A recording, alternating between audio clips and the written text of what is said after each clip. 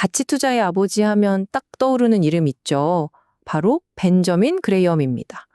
워렌 버핏의 스승으로도 너무나 유명한 정말 전설적인 투자자인데요. 근데 여기서 한 가지 생각해 볼 게 있어요. 그레이엄이 활동했던 시대랑 지금은 정말 많이 다르거든요. 그래서 정말 궁금해지는 거죠. 아니, 1930년대 대공황 시절에 통했던 그 투자 전략이 인공지능이랑 알고리즘이 막 날아다니는 지금 시장에서도 과연 먹힐까요? 이게 바로 오늘 우리가 파헤쳐볼 핵심 질문입니다. 결론부터 말씀드리면 놀랍게도 네, 그렇습니다. 예요. 물론 구체적인 계산 공식 같은 건 시대에 맞게 당연히 바뀌었죠. 하지만 그 투자 철학의 뼈대를 이루는 핵심 원칙들만큼은 시간을 뛰어넘어서 지금도 어쩌면 지금이야말로 더 강력한 힘을 발휘하고 있습니다. 대체 어떻게 그럴 수 있는지 지금부터 한번 제대로 파고들어 보겠습니다. 자, 오늘 우리가 살펴볼 내용인데요. 먼저 그레이엄의 절대 변하지 않는 세 가지 원칙을 보고요. 이걸 워렌 버핏이 어떻게 업그레이드 했는지, 그리고 우리가 이걸 어떻게 써먹을 수 있는지 구체적인 방법 세 가지, 마지막으로 가장 중요한 투자자의 마음가짐까지 이렇게 쭉 한번 짚어보겠습니다. 좋습니다. 그럼 첫 번째 순서로 그레이엄 투자 철학의 정말 단단한 기반이죠. 시대를 초월하는 변치 않는 세 가지 원칙부터 시작해 보겠습니다. 그 세 가지가 뭐냐면요. 바로 안전마진, 미스터 마켓, 그리고 투자와 투기의 구분입니다. 아마 들어보신 분들도 많을 텐데 하나씩 제대로 짚어보죠. 첫 번째, 그리고 어쩌면 가장 중요한 원칙이죠. 바로 안전마진입니다. 이게 그냥 박앤세일 할 때 싸게 사는 그런 개념이 아니에요. 어떤 기업의 진짜 가치, 그러니까 내재 가치를 아주 철저하게 계산해보고 시장에서 거래되는 가격이 그 진짜 가치보다 훨씬 아주 많이 쌀 때만 사는 겁니다.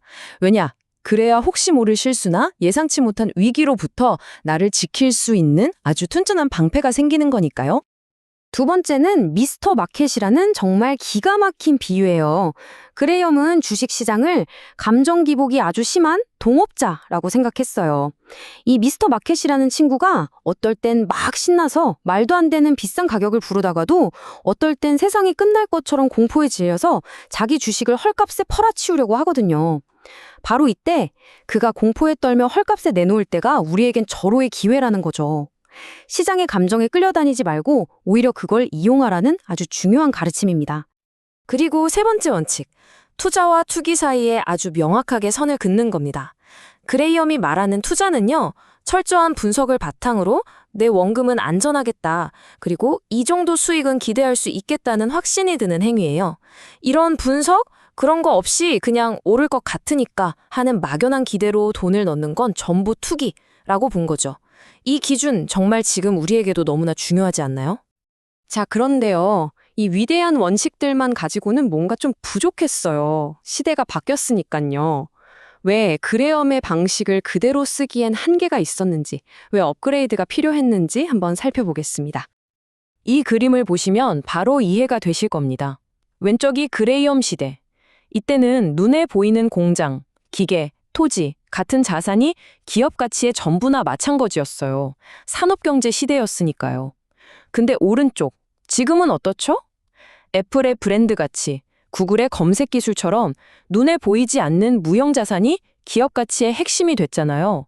정보가 퍼지는 속도는 비교가 불가능할 정도고요. 한마디로 게임의 룰이 완전히 바뀐 겁니다. 바로 이 지점에서 워렌 버핏이 등장하는 겁니다. 버핏은 스승인 그레이엄의 가르침, 즉 싼 기업을 사라는 원칙에다가 아주 중요한 한 가지를 더했어요. 바로 훌륭한 기업을 사라는 거죠. 다른 경쟁자들이 절대 쉽게 따라올 수 없는 아주 강력한 경쟁 우위, 이걸 버핏은 경제적 해자라고 불렀는데요. 이 개념을 더하면서 그레이엄의 철학을 현대시장에 맞게 완벽하게 진화시킨 겁니다. 자, 그럼 이제 제일 중요한 부분이죠.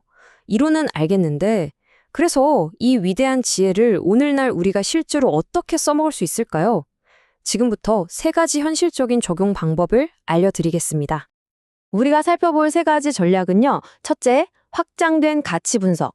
둘째, 방어적인 포트폴리오 전략.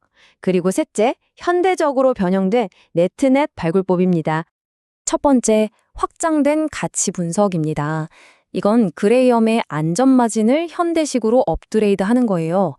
옛날에는 그냥 자산이 많은 회사를 싸게 사면 그게 안전마진이었는데 요즘은 좀 다릅니다. 가치와 퀄리티를 함께 봐야 돼요. 예를 들어 여기 표를 보시죠. PBR이 1보다 낮다는 건 회사의 순자산보다도 주가가 싸다는 거니까 가치가 있는 거죠. 근데 여기에다가 ROE, 즉 돈을 버는 능력까지 꾸준히 높다? 이건 퀄리티까지 좋다는 거잖아요. 싸고 좋은 주식이 되는 거죠. 아래도 마찬가지예요. PER이 과거보다 낮다는 건 수익에 비해 주가가 저렴하다는 신호고 여기에 배당까지 쏠쏠하게 준다면 회사가 안정적이라는 증거가 되니까요. 이렇게 가치와 퀄리티 지표를 조합해서 보는 게 바로 현대판 그레이엄 전략의 핵심입니다. 두 번째는 방어적 포트폴리오 전략인데요. 이건 정말 간단하면서도 아주 강력합니다. 일단 시작은 이렇게 하는 거예요.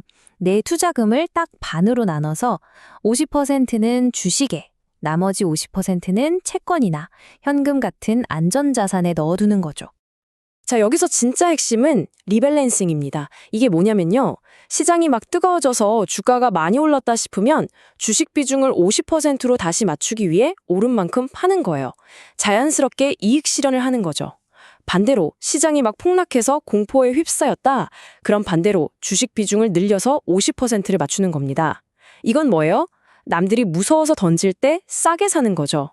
이렇게 하면 시장의 감정 변화에 자동으로 싸게 사서 비싸게 파는 행동을 하게 되는 아주 똑똑한 전략입니다. 마지막으로 네트네트 전략의 현대판 버전입니다. 원래 그레이엄이 찾던 네트네트는 정말 극단적인 저평가 주식이었어요. 회사를 당장 청산해도 주주들에게 나눠줄 돈이 현재 주가보다 더 많은 그런 회사였죠. 근데 솔직히 요즘 세상에 그런 회사는 거의 없잖아요? 그래서 이걸 좀 변형하는 겁니다. 예를 들면 회사가 가진 현금에서 모든 빚을 다 갚고도 남는 돈이 지금 시가총액보다 더 많은 순현금 자산주를 찾거나 아니면 알짜 자회사를 많이 가지고 있는데도 시장에서 제대로 평가받지 못하는 지주회사 같은 것들이 좋은 대안이 될 수 있습니다.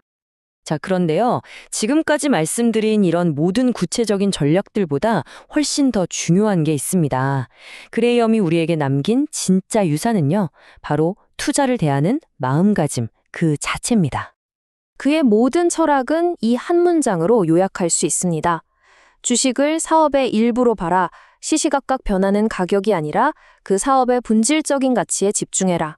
그리고 항상 보수적인 태도로 넉넉한 안전마진을 확보해라. 바로 이겁니다.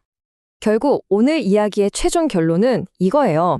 성공적인 투자는요, 옛날 공식을 앵무새처럼 따라하는 데서 오는 게 아닙니다.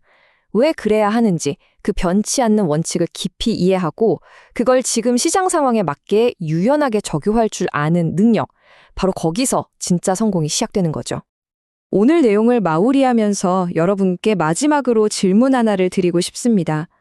여러분의 투자에서 그리고 더 나아가 여러분의 인생에서 예상치 못한 폭풍우가 몰아칠 때 나를 굳건히 지켜줄 안전마진은 과연 무엇인가요? 한 번쯤 깊이 생각해 보시는 계기가 되었으면 좋겠습니다.